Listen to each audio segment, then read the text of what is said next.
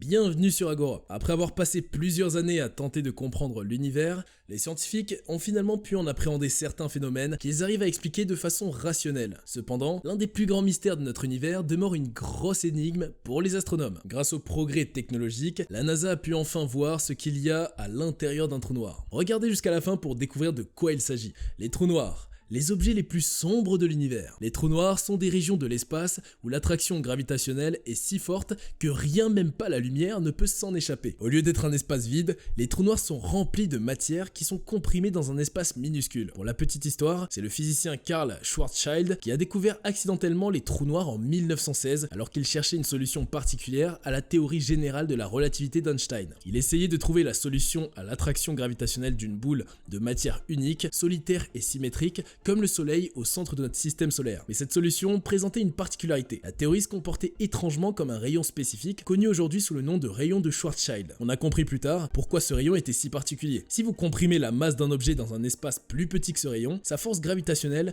écraserait toutes les forces connues et rien ne pourrait s'échapper. Les premiers physiciens supposaient que cette situation ne se produirait jamais dans la nature. Mais à la fin des années 1930, il est devenu évident que la nature pouvait effectivement permettre l'existence de trous noirs lorsque le physicien indien Subrahmanyan Chandrasekhar a découvert qu'au-delà d'une certaine densité, aucune force ne peut vaincre la gravité. Cependant, les trous noirs ne peuvent se former que dans des conditions les plus extrêmes. Comment se forment les trous noirs? Les étoiles produisent de la lumière et de la chaleur grâce aux moteurs situés en leur cœur, où se produit un processus appelé fusion nucléaire. Là, deux atomes légers fusionnent pour former un atome plus lourd, un processus qui libère de l'énergie. Ces atomes plus lourds fusionnent ensuite pour former des atomes encore plus lourds, et ainsi de suite pour que l'étoile continue à produire de la lumière et de la chaleur. Ainsi, lorsque des étoiles plus massives, au moins 8 fois la masse de notre Soleil, arrivent en fin de vie, elles fusionnent des éléments de plus en plus lourds dans leur cœur, comme le silicium et le magnésium. Finalement, elles commencent à former du fer. Le problème, la fusion du fer nécessite plus d'énergie que n'en produit cette réaction, et à ce stade, rien ne peut contrebalancer l'attraction gravitationnelle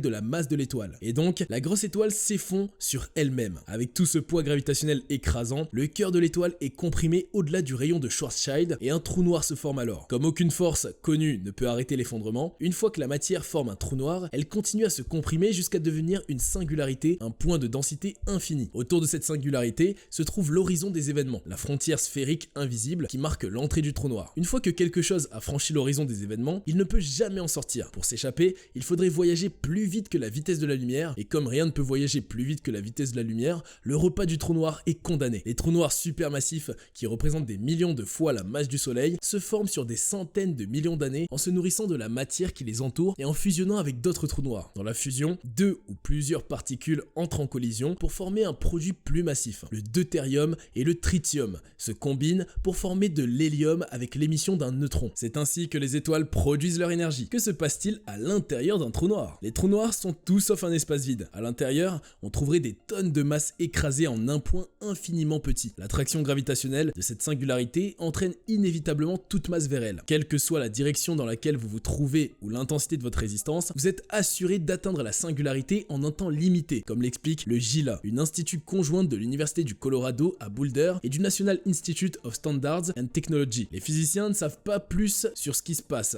à la singularité. Comment les scientifiques savent-ils que les trous noirs sont réels? Malgré le manque de connaissances sur les entrailles d'un trou noir, les physiciens savent que les trous noirs existent. La première preuve est apparue sous la forme de Cygnus X1, une source lumineuse de rayons X située à environ 6000 années-lumière, explique la NASA. L'observation de ce système a révélé la présence d'un petit compagnon dense et sombre, un trou noir, qui évacue l'atmosphère en orbite. Les astronomes ne peuvent pas voir le trou noir de lui-même, mais lorsque le gaz tombe dans sa chute, il se réchauffe et émet de l'énergie sous forme de rayons X. L'image ci-dessous est une illustration du trou noir Cygnus X1 tirant de la matière d'une étoile compagne massive et bleue. Cette matière forme un disque d'accrétion autour du trou noir. Quelle est la taille des trous noirs? Le trou noir de Cygnus X1 a une masse environ 20 fois supérieure à celle du Soleil, ce qui est assez typique des trous noirs dans l'univers. Dans notre propre galaxie, les scientifiques ont identifié entre 10 millions et 1 milliard de trous noirs selon la NASA. Le trou noir connu le plus proche est Cygnus X1, qui se trouve à un peu plus de 6000 années-lumière, bien qu'il existe des trous noirs non confirmés à 1000 années-lumière. Mais au centre de la Voie lactée et au centre centre de presque toutes les autres galaxies se trouve un monstre, un trou noir supermassif. Les trous noirs supermassifs sont des millions de fois plus massifs que le Soleil, et certains peuvent même être des centaines de milliards de fois plus massifs que le Soleil. Ces géants atteignent des tailles stupéfiantes en se nourrissant de la matière environnante et en fusionnant avec d'autres trous noirs au cours de centaines de millions d'années. À quoi ressemblent les trous noirs en réalité? Les trous noirs sont justement noirs, c'est-à-dire qu'ils n'émettent aucune lumière, mais les astronomes peuvent tout de même les détecter grâce aux effets gravitationnels qu'ils exercent sur d'autres objets et à leurs habitudes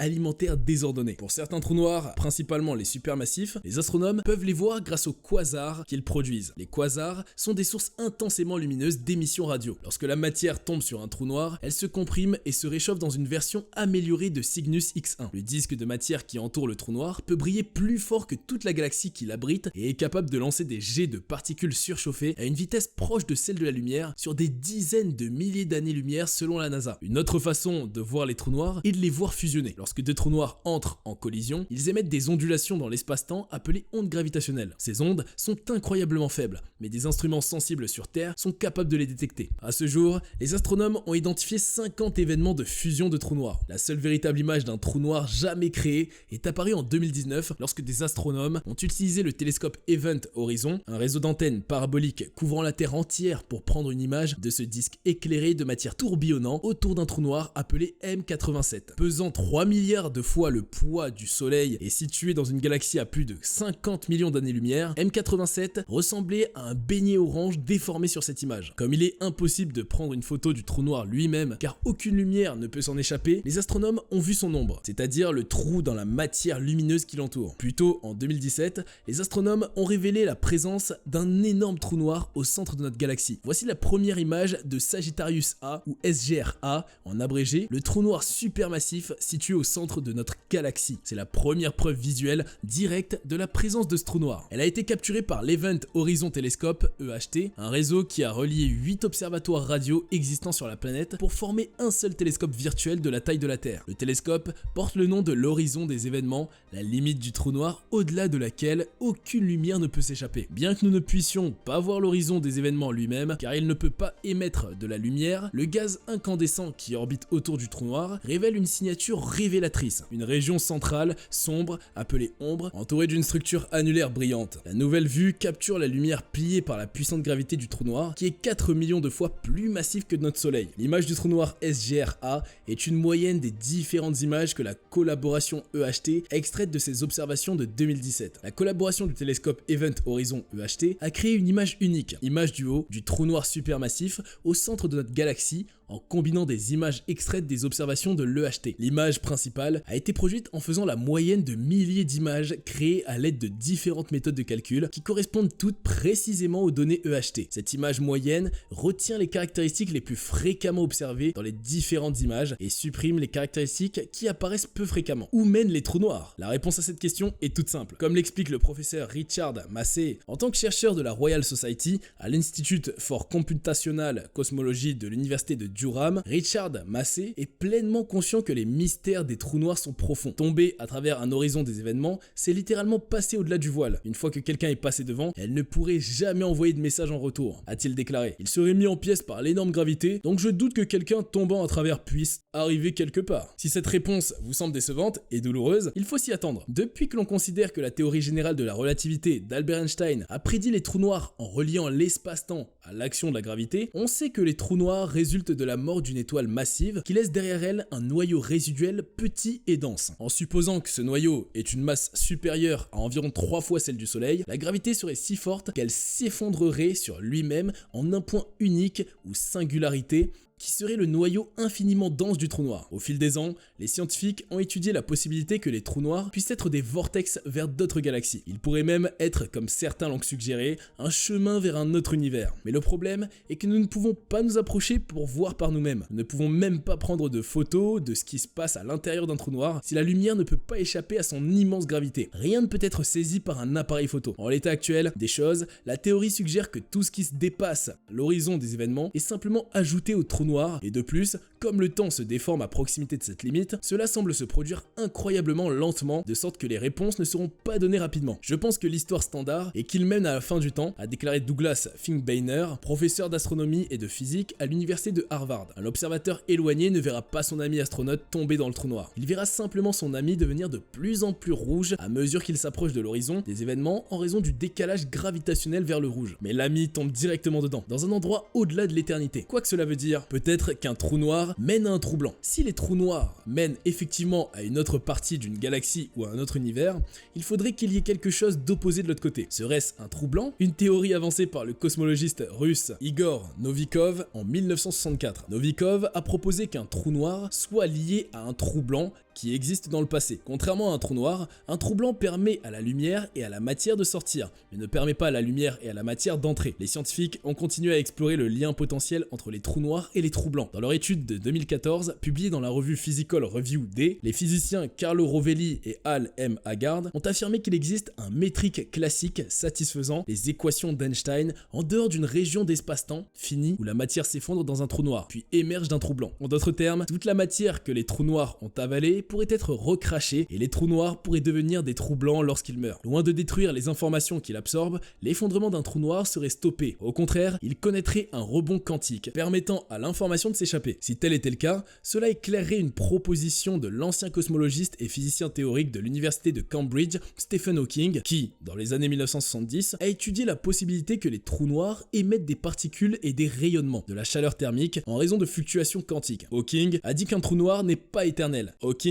a calculé que le rayonnement ferait perdre de l'énergie à un trou noir, qu'il rétrécirait et disparaîtrait, comme le décrit son article de 1976 publié dans le Physical Review D. Étant donné qu'il affirme que le rayonnement émis serait aléatoire et ne contiendrait aucune information sur ce qui est tombé dedans, le trou noir lors de son explosion effacerait des quantités d'informations. L'idée de Hawking était donc en contradiction avec la théorie quantique qui stipule que l'information ne peut être détruite. La physique affirme que l'information devient simplement plus difficile à trouver car si elle se perd, il devient impossible de connaître le passé ou l'avenir. L'idée de Hawking a donné naissance au paradoxe de l'information du trou noir, qui a longtemps laissé les scientifiques perplexes. Certains ont affirmé que Hawking s'était tout simplement trompé, et l'homme lui-même a même déclaré qu'il avait fait erreur lors d'une conférence scientifique à Dublin en 2004. Alors, devons-nous revenir au concept de trou noir émettant des informations préservées et les rejetant via un trou blanc? Peut-être. Dans leur étude de 2013 publiée dans le Physical Review Letters, George Poulin de l'Université d'État de Louisiane et Rodolfo Gambini de l'Université de la République à Montevideo en Uruguay ont appliqué la gravité quantique à boucle à un trou noir et ont constaté que la gravité augmentait vers le noyau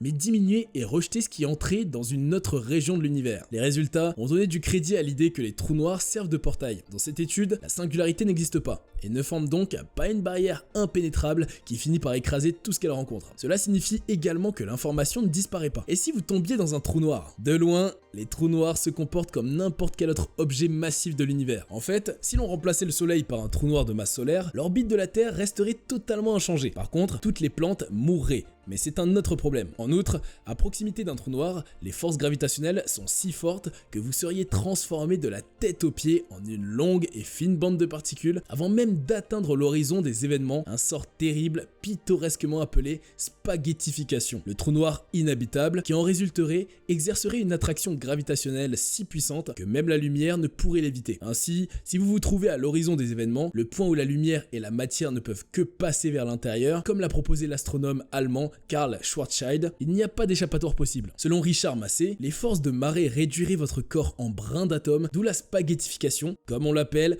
et vous finirez par être écrasé par la singularité. L'idée que vous puissiez sortir quelque part de l'autre côté semble tout à fait fantaisiste. Que se trouve-t-il à l'intérieur des trous noirs? Des scientifiques de l'université de Towson et de l'université Johns Hopkins ont découvert un nouveau moyen de scruter l'horizon des événements autour des trous noirs et de visualiser ce qui se trouve en dessous. Leurs résultats pourraient réécrire les idées conventionnelles sur la structure interne des trous noirs en rotation. La nouvelle approche se concentre exclusivement sur des quantités mathématiques appelées invariants qui ont la même valeur pour tout choix de coordonnées. Exprimé en termes de ces quantités, l'intérieur des trous noirs révèle une structure beaucoup plus complexe et compliquée qu'on ne le pense habituellement, avec des variations de courbure très importantes d'un endroit à l'autre. Alors, que se cache-t-il au centre d'un trou noir? L'étude des ondulations spatio-temporelles résultant de la collision des trous noirs pourrait révéler une réponse. Il doit exister une théorie plus fondamentale, probablement liée à la physique quantique, des échelles subatomiques qui puissent décrire correctement ce qui se passe au centre d'un trou noir. Dans certaines variantes de la théorie des cordes, la singularité et les horizons des événements sont remplacés par des réseaux entrelacés de nœuds enchevêtrés dans l'espace-temps. Dans la gravité quantique à boucle, la singularité devient une pépite extrêmement petite et extrêmement dense de matière exotique. Dans d'autres modèles, le trou noir tout entier est remplacé par une fine enveloppe de matière ou par des amas de nouveaux types de particules spéculatives. Les trous noirs connus les plus proches étant situés à des milliers d'années-lumière, il est difficile de tester ces modèles. Mais il arrive que les trous noirs nous envoient des informations cruciales, notamment lorsqu'ils fusionnent. Dans ce cas, ils libèrent des flots d'ondes gravitationnelles qui sont des ondulations de l'espace-temps pouvant être détectées par des instruments sensibles sur Terre comme les expériences LIGO, Laser Interferometer Gravitational Wave Observatory et Virgo. Jusqu'à présent, toutes les observations de fusion de trous noirs concordent avec le modèle du trou noir vanille prédit par la relativité générale. Mais cela pourrait changer à l'avenir, avec la mise en service de nouvelles générations d'observatoires d'ondes gravitationnelles selon un article publié le 30 novembre dans la revue Arxiv. Selon l'article, la clé ne réside pas dans les ondes gravitationnelles émises pendant la fusion elle-même, mais dans celles émises juste après. Lorsque la fusion est terminée et que les deux trous noirs ne forment plus qu'un seul objet, la nouvelle masse fusionnée vibre d'une intense quantité d'énergie comme une cloche frappée. Cette phase de ring down présente une signature distincte des ondes gravitationnelles. En étudiant ces signatures, les chercheurs pourraient un jour être en mesure de déterminer quelles théories des trous noirs sont valables et lesquelles ne le sont pas. Chaque modèle de trou noir prédit des différences dans les ondes gravitationnelles émises pendant la phase d'oscillation, qui découle de différences dans la structure intérieure du trou noir. Selon la structure du trou noir, différents types d'ondes gravitationnelles sont émis. Essentiellement, la dualité holographique postule que la théorie de la gravité et la théorie des particules sont équivalentes, du moins mathématiquement. Ainsi, ce qui se passe mathématiquement dans la théorie de la gravité se passe également dans la théorie des particules. Pour l'essentiel, ces deux théories décrivent des dimensions différentes. Toutefois, la gravité décrit 3 dimensions. Enrico Rinaldi, chercheur à l'université du Michigan, s'est concentré sur ces deux théories dans la nouvelle étude. Dans la théorie de la relativité générale d'Einstein, il n'y a pas de particules, il n'y a que de l'espace-temps. Et dans le modèle standard de la physique des particules, il n'y a pas de gravité, il n'y a que des particules, explique-t-il. Relier ces deux théories différentes est un problème de longue date en physique, quelque chose que les gens ont essayé de faire depuis le siècle dernier. En reliant ces deux théories et en utilisant des modèles de matrices quantiques, Rinaldi et les autres membres de l'étude ont pu sonder la dualité holographique. L'idée était de combiner ce que nous savons de la théorie des particules et ce que nous savons de la théorie de la gravité. Ainsi, l'usage entre autres de l'informatique quantique pourrait aider à mieux cerner l'intérieur des trous noirs, comme dans cette image simulée par ordinateur montrant un trou noir supermassif au cœur d'une galaxie. La région noire au centre représente l'horizon des événements du trou noir où aucune lumière ne peut échapper à l'emprise gravitationnelle de l'objet massif. La puissante gravité du trou noir déforme l'espace qui l'entoure comme un miroir d'attraction, lumière de l'arrière-plan. Les astronomes espèrent que la prochaine génération de détecteurs d'ondes gravitationnelles sera suffisamment sensible pour détecter ces minuscules modifications prévues de la signature des anneaux. S'ils y parviennent,